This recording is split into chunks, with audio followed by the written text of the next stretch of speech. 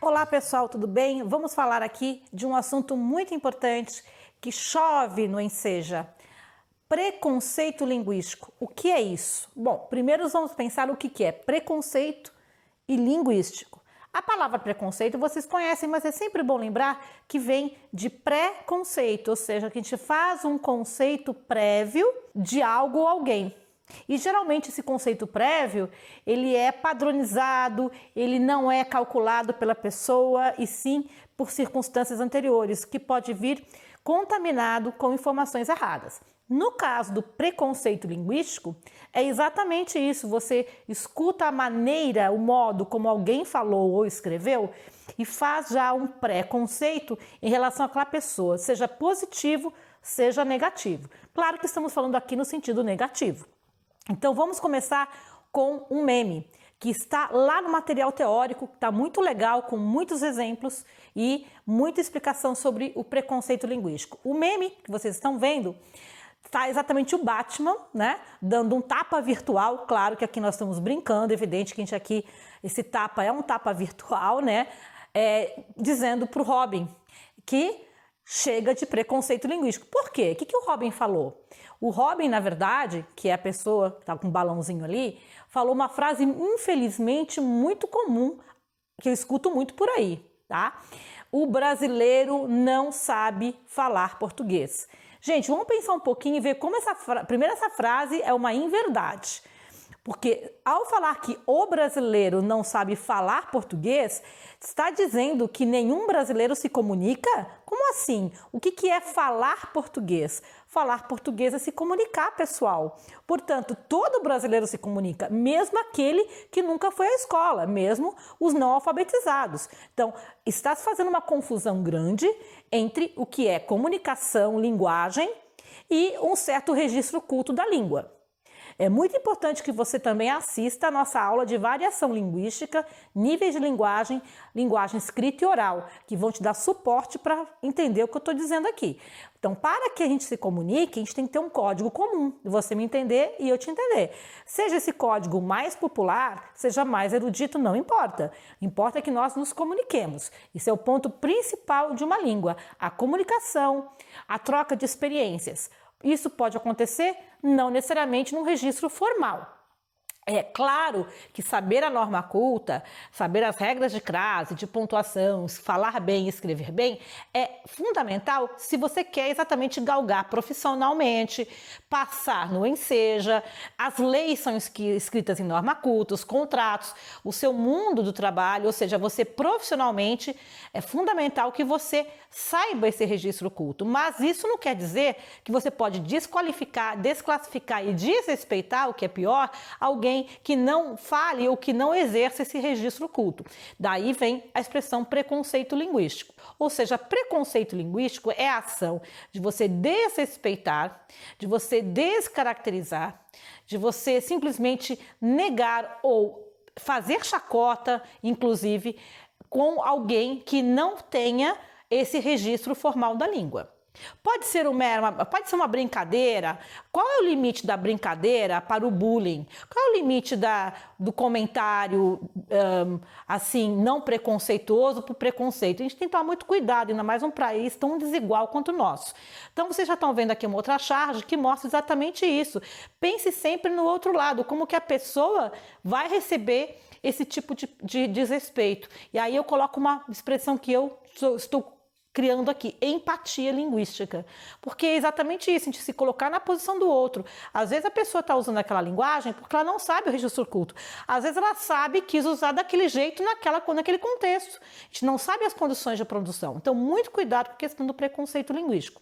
Agora, vamos ver por que o preconceito acontece. Há razões para isso. E o Enseja gosta de cobrar, muitas vezes, num texto, perguntando se ali há um registro culto ou popular, coloquial, e que preconceito ou que situação envolvida. Há 3 tipos muito comuns de preconceito linguístico. Vamos dar uma olhadinha neles? Então, pessoal, temos 3 tipos de causas ou 3 tipos de preconceitos linguísticos. São os mais importantes. Há outros tipos. Dá uma olhadinha lá no site, na nossa aula teórica, que você vai encontrar mais opções. Mas, sem dúvida, essas são as 3 vertentes mais comuns de preconceito linguístico. E a primeira é a mais frequente. Quando desconsideramos ou desrespeitamos a fala de alguém por ela ter um português, ou seja, um registro informal por falta de escolaridade, que está muitas vezes vinculada, infelizmente, ao nível socioeconômico daquela pessoa. Claro que num país como o nosso, com tantas desigualdades, é evidente que a norma culta, a fala, né, no português, aspas, correto, tá? O que é um português correto? Isso é a grande questão, a boa fala e o português correto. Se me perguntarem, professora, qual é o português correto? Eu vou dizer, depende. Numa situação de uma redação do Enseja, de uma lei, de um trabalho escolar, você deve usar qual registro correto? A norma padrão, com as regras de gramática, crase, pontuação e um bom vocabulário. Se é uma situação de informalidade, você está na praia, vai na padaria, aí o registro pode ser outro e o correto nessas circunstâncias é chegar assim, e aí gente boa, me dá um pãozinho, valeu seu Zé e tal, um abração para a esposa. A comunicação, lembra? É o mais importante, então aí não importa que registro você vai usar, inclusive, na verdade até importa, quanto mais simples, mais a comunicação vai ser efetiva. Então, falamos que esse é um preconceito muito ruim e terrível, porque a pessoa ela é desmerecida, inclusive na sua classe social. Porque vocês sabem, infelizmente, não é sempre, não estou generalizando, mas é bem frequente que o nível de escolaridade esteja relacionado ao nível socioeconômico. Quanto mais você tem um nível socioeconômico superior, mais escolaridade você tem e mais próximo da norma culta você está. Então, esse é realmente o nosso foco de atenção. Veja, quando uma pessoa fala praca no lugar de placa, você ri, tira um sarro, de repente a pessoa nunca, né, ela está convivendo com uma cultura que nunca tenha visto a outra forma, que aparece mais na escrita. Agora, quem ri da pessoa que fala praca, essa pessoa também está com 2 tipos de desconhecimento. Desconhecimento da realidade sociocultural daquela pessoa, o que em si já é terrível, tá? Mas há um outro problema. A pessoa que ri, que desrespeita quem fala praca, não entende um fenômeno muito conhecido na língua portuguesa desde sempre, desde o seu nascimento. A transformação do L para o R. Isso aconteceu muito no passado. Sabe o verbo obrigar? Que você escreve e fala com BR? Obrigar. Um dia já foi obliger e obligare. Pois é. Então, é muito comum transformar o L em R. E esse é um processo científico-linguístico. Então, na verdade, quando uma pessoa fala praca no lugar de placa, ela está aplicando essa dinâmica da língua portuguesa de muito. Então, o que já foi errado no passado hoje é correto, o que hoje é errado, quem sabe um dia pode virar o certo. Então, antes de mais nada, muito cuidado em dizer certo e errado para uma forma linguística. Lá no site, na teoria, eu explico mais sobre esse caso que eu acabei de contar, da passagem do tempo e a mudança do R para o L e vice-versa, tá bom?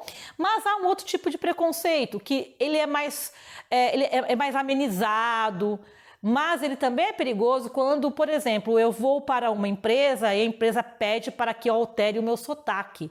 Como assim? Se eu tenho um sotaque do Rio Grande do Sul, ou do Nordeste ou mineiro, eu tenho de mudar para trabalhar naquela empresa? Isso é complicado.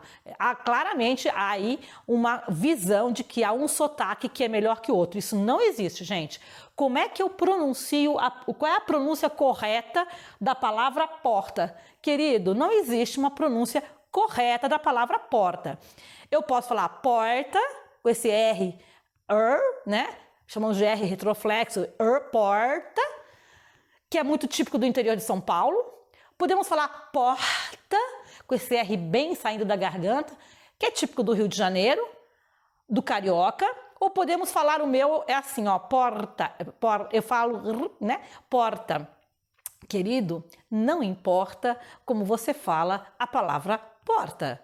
Porta, porta ou porta, desde que você escreva com P-O-R-T-A. E todo mundo vai se comunicar e todo mundo vai abrir as portas para você, seja elas quais forem. Então, o sotaque, ele já é mais amenizado, não é um preconceito. Há também a questão do vocabulário, né? É biscoito ou bolacha? Como é que eu falo? É pão francês, pão d'água, cacetinho? Depende da região. Vai lá na nossa aula, assiste o vídeo sobre variação linguística que a gente fala disso, tá?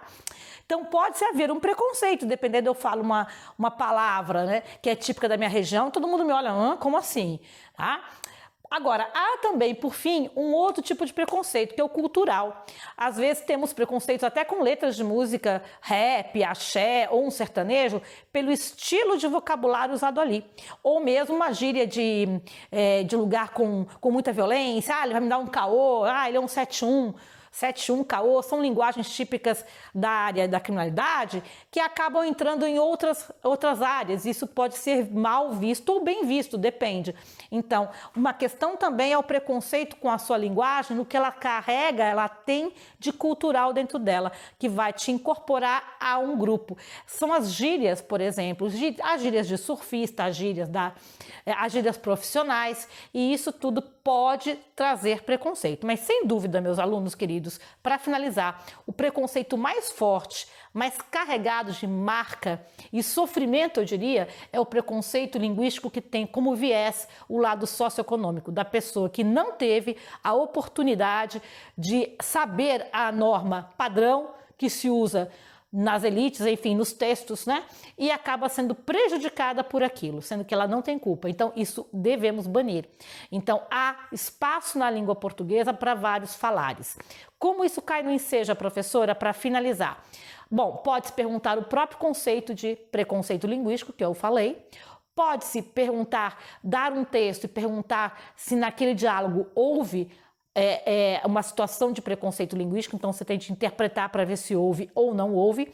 E por fim, o que é mais comum, como você vai ver nos exercícios, é dar mais de um texto às vezes e perguntar se aquele texto está escrito em norma culta ou popular e se está adequado ou não para aquela situação. É o que mais se cobra. Então você tem que ter esse jogo de cintura e perceber que há vários falares dentro da língua portuguesa. Não deixa de assistir também a aula de variação e vai lá dar uma olhada na teoria, porque lá há mais exemplos bem importantes para que você se ligue que preconceito linguístico não está com nada. Abração para você.